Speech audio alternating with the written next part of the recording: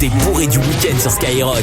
Alors, nos bourrés du week-end et on va démarrer par Nantes. Un petit tour à Nantes dans un hôtel, une chambre d'hôtel pour le week-end. Numéro 3. Ah oui, un client qui avait bien bu dans sa chambre d'hôtel, il avait saigné le minibar, s'est dit tiens je vais descendre à la réception faire un petit peu le bazar. Il est descendu donc à la réception et là, ni une ni deux, il desserre son pantalon, la ceinture, enlève son pantalon et montre son guigouille à la directrice qui était là. Elle était contente? Elle était très contente cette femme j'imagine. qui a appelé directement un agent de sécurité. Tu disais, c'est cool de passer le week-end. Voilà, l'agent de sécurité a commencé à frapper cet homme de 39 ans qui n'a pas apprécié l'intervention.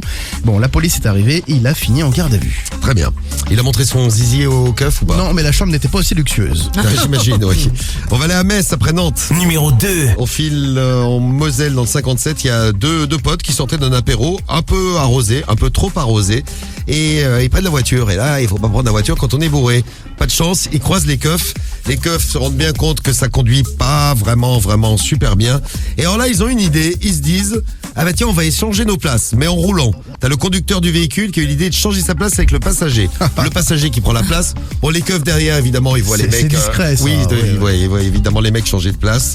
Ils ont bien vu leur curieux manège, comme on dit. Bon, sauf que le conducteur était bourré lui aussi. En fait, ils ont changé de place, mais pour rien du tout. Les deux ont eu leur permis de conduire suspendu. Et les deux vont passer au tribunal. On vous tiendra au courant de la suite de l'affaire. À quoi ça sert de changer de place alors qu'on est bourrés tous les deux? Bah, rien. Rien. Si, mais ils ont perdu tous les deux le permis. Ah voilà. Et en solidarité. En Bretagne. Numéro 1. Eh oui, ça boit Lorient. Allez. Eh oui, près de Lorient, une histoire pour Carriole où cet homme, en rentrant de soirée vers 4h du mat, était fortement alcoolisé. Il est rentré dans le jardin de son voisin et là, ne me demandez pas pourquoi, il s'est mis à faire le chien pendant 1 heure. Ah, c'est pour ça que c'est pour moi. Le chien. Il a aboyé. J'adore. Il s'est mis en bas de la fenêtre de son voisin, 4h du matin, et il a aboyé et encore aboyé pendant 1 heure. Bon, le voisin a quand même fini par réagir, il en avait ras le cul. Il a quand même tenu 1 heure, le voisin. Il a tenu moi, 1 j'aurais heure. pas tenu 1 heure, moi. Il a réagi en lui demandant de se calmer, d'aller se coucher.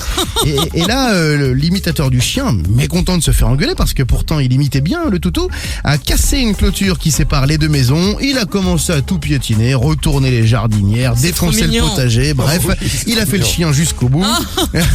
Une fenêtre aussi a été brisée. Alors depuis, il a déménagé, mais le tribunal vient de le condamner à plusieurs mois de sursis et il devra dédommager son ancien voisin. Ah là, c'est le jugement qui est tombé ce week-end. Ouais, c'est ça. Ah oui, quand je vous dis qu'on suit les affaires, on vous tient au courant.